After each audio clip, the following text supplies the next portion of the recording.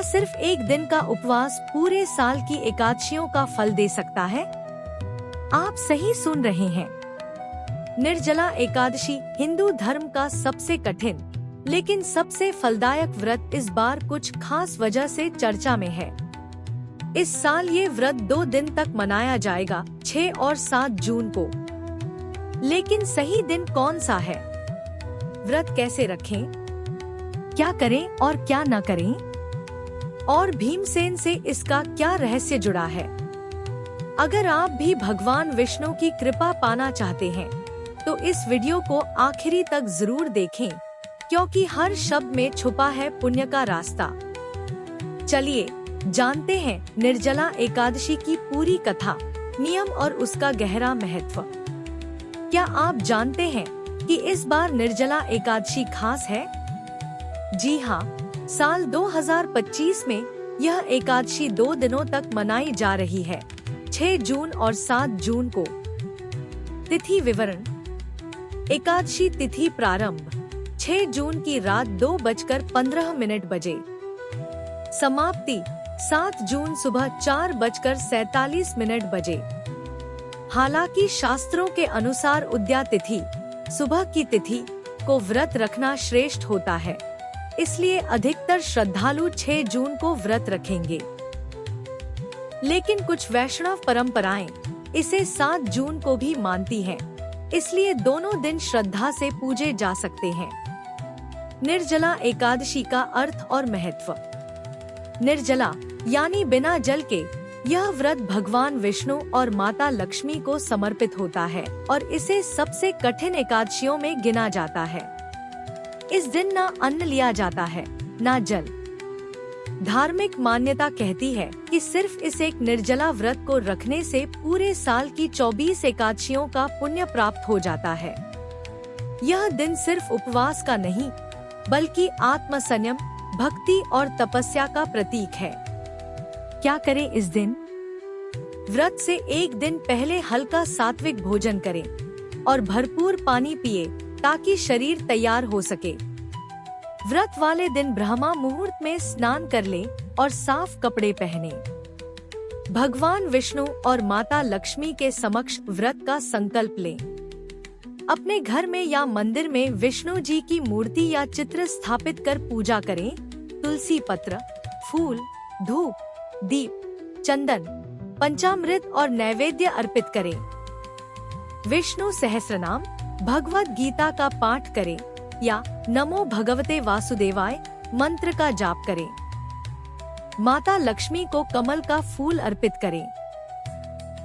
दिन भर भगवान की भक्ति, ध्यान और सेवा में समय बिताएं।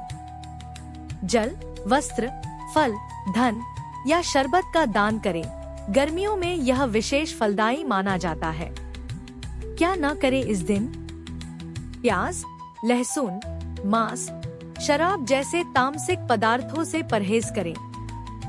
क्रोध, झूठ, अपशब्द और निंदा से दूर रहें। ज्यादा शारीरिक मेहनत या ऐसा कोई कार्य जिससे शरीर थक जाए, वो न करें। दिन भर शांत रहें और मानसिक रूप से भगवान से जुड़ने का प्रयास करें। पूजा विधि सरल और प्रभावशाली तरीका। सुबह जल्दी उठकर स्नान करें और साफ सुथरी जगह पर पूजा स्थल बनाएं।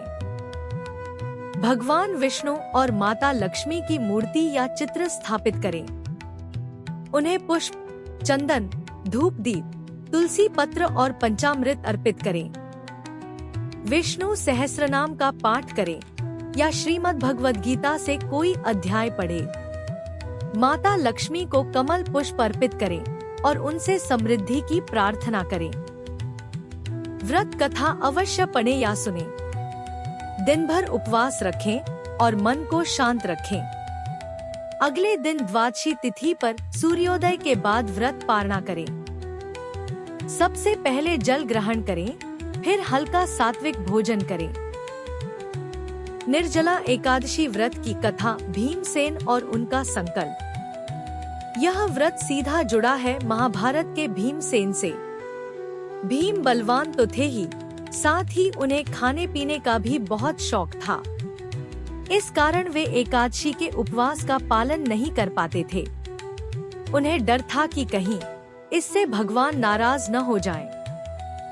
इसलिए उन्होंने ऋषि वेदव्यास से मार्गदर्शन मांगा। वेदव्यास जी ने कहा, तुम पूरे वर्ष की सभी एकादशियों का पुण्य एक ही दिन में प्राप्त कर सकते हो, अगर तुम निर्जला एकादशी का उपवास कर लो। भीम ने यह कठिन संकल्प लिया और बिना जल के यह व्रत रखा। वह दिन इतना तपस्वी और पुण्यदायी था कि तभी से इस एकादशी को भीमसेनी एकादशी भी कहा जाने लगा। निष्कर्ष, एक दिन का संकल्प, पूरे वर्ष का पुण्य। निर्जला एकादशी न केवल तप और संयम की परीक्षा है, बल्कि यह आत्मशुद्धि और भगवान विष्णु की कृपा पाने का एक श्रेष्ठ माध्यम है। इस दिन मन, वचन और कर्म से शुद्ध रहकर जो व्यक्ति व्रत करता है, उसे समस्त एकादशियों का पुण्य फल प्राप्त होता है। आपसे विनम्र निवेदन, इस पवित्र दिन पर यदि आपने भी व्रत या दान का संकल्प लिया है, तो कृपया इसे पूरी श्रद्धा से निभाएं। अगर यह जानकारी उपयोगी लगी हो तो वीडियो को लाइक करें, शेयर करें और चैनल को सब्सक्राइब करना न भूलें। हर सप्ताह ऐसे ही आध्यात्मिक ज्ञान और रहस्यों से भरे वीडियो के लिए जुड़े रहिए। जय श्री हरि।